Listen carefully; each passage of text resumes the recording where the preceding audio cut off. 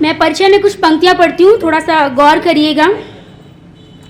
जो कहा नहीं कभी किसी से, जो कहा नहीं कभी किसी से, वो मैं आज कहती हूँ। जो कहा नहीं कभी किसी से, वो मैं आज कहती हूँ कि डायरी पर अपनी कलम से मैं कभी कभी अल्फाज लिखती हूँ, मैं कभी कभी अल्फाज लिखती हूँ। जो कह नहीं पाती कभी किसी से, जो कह नहीं पाती कभी किसी से, दिल से जुड़े हर वो राज लिखती हूँ कि डायरी पर अपनी कलम से मैं कभी कभी अल्फाज लिखती हूँ, मैं कभी कभी अल्फाज लिखती हूँ। तो जो मैंने पोइट्री लिखी है वो बेसिकली अभी की नहीं है। लास्ट ईयर इसी दिसंबर के माह में मेरा एग्ज़ाम था और मेरा सेंटर गया था नैनी प्रयागराज। तो मैं थोड़ा सा पृष्ठभूमि में बताना चाहती हूँ आप लोगों को कि इस पोइट्री को मैंने क्यों लिखा। तो जहाँ हमारा सेंटर था तो संयोगवश कहे वहाँ पर एक वृद्धाश्रम भी था। तो ठंड के दिनों में धूप में हम लोग ऐसे बैठे थे, रिपोर्ट के लिए हम लोग को टाइम से पहले पहुँचना होता है, जो बच्चे तैयारी कर रहे हैं उनको पता होगा। तो मैं भी बैठी थी और वहाँ पे जो मतलब वृद्धाश्रम के कुछ लोग थे, जैसे दंपति जिसको बोले हस्बैंड वाइफ, वो लोग भी धूप ले रहे थे। तो एक बच्चा अपने बाबा के साथ में आया हुआ था। तो उनके बाबा ने उनसे पूछा कि आप लोग यहाँ पे कैसे आए हो, मतलब क्या उनसे जानकारी ली। तो उन्होंने जो बातें बताई, सब लोग बैठे थे तो मैं भी बैठी थी, मैंने भी सुना। तो उनकी बातों को सुन कर के मतलब दिल एकदम से अंदर से जो आवाज़ आई कि नहीं ये बहुत गलत हुआ। तो वहाँ से वापस आने के बाद पूरे रास्ते में उस घटना को सोचती रही और उसने मुझे मजबूर किया लिखने पे। तो मैंने फिर वहाँ से इस पोइट्री को लिखा था।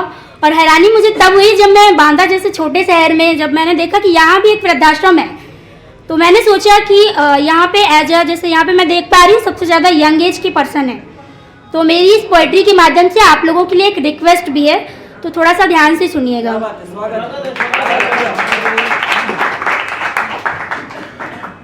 पुरानी बातें और पुराने लोग, पुरानी बातें और पुराने लोग जल्दी किसी को समझ नहीं आते। पुरानी बातें और पुराने लोग जल्दी किसी को समझ नहीं आते। अब तो अधिकतर रिश्ते भी दिखावे के लिए हैं निभाए जाते। अब तो अधिकतर रिश्ते भी दिखावे के लिए हैं निभाए जाते। मानती हूँ, मैं मानती हूँ बदलते वक्त के साथ ढलना जरूरी है। मैं मानती हूँ बदलते वक्त के साथ ढलना जरूरी है, पर जिनसे हम हैं, हमारा वजूद है, उन्हें भूल जाना ये कैसी मजबूरी है। पर जिनसे हम हैं, हमारा वजूद है, उन्हें भूल जाना ये कैसी मजबूरी है। जिन्हें तुम ओल्ड फैशन्ड और आउटडेटेड बताते हो, जिन्हें तुम ओल्ड फैशन्ड और आउटडेटेड बताते हो, मम्मी यार आप नहीं समझोगे ऐसा कहकर चिल्लाते हो। मम्मी यार आप नहीं समझोगे ऐसा कहकर चिल्लाते हो। जिनके दम पर तुम आज राज करते हो, जिनके दम पर तुम आज राज करते हो, मत भूलो तुम खुद का अपना एक ऐसा कल तैयार करते हो। खुद का अपना एक ऐसा कल तैयार करते हो। क्योंकि जो हम बोएंगे वही काटेंगे, ये सब बखूबी जानते हैं। जो हम बोएंगे वही काटेंगे, ये सब बखूबी जानते हैं। पर कितने हैं ऐसे यहाँ जो ये जानकर भी मानते हैं? कितने हैं ऐसे यहाँ जो ये जानकर भी मानते हैं?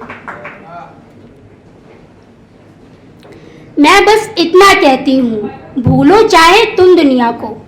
मैं बस इतना कहती हूँ, भूलो चाहे तुम दुनिया को, पर माँ बाप को कभी मत भुलाना। हो कितनी भी मजबूरी, तुम उन्हें कभी मत रुलाना, तुम उन्हें कभी मत रुलाना। धरती पर खुदा है वो, दुनिया ने भी माना। धरती पर खुदा है वो, दुनिया ने भी माना। फिर क्यों भूल जाता है उन्हें हमारा ये जमाना, हमारा ये जमाना। अंत में हम सब साल के आखिरी महीने दिसंबर में हैं, तो मैंने कुछ पंक्तियाँ लिखी थी। बेसिकली ये मैंने अपने लिए लिखी थी, पर मेरी तरह यहाँ पे बहुत से लोग होंगे जो अपने अपने सेक्टर में स्ट्रगल कर रहे होंगे। कोई पढ़ाई को लेकर, कोई एक्टिंग को लेकर, कोई पोइट्री को लेकर, सबका अपना अपना सेक्टर है।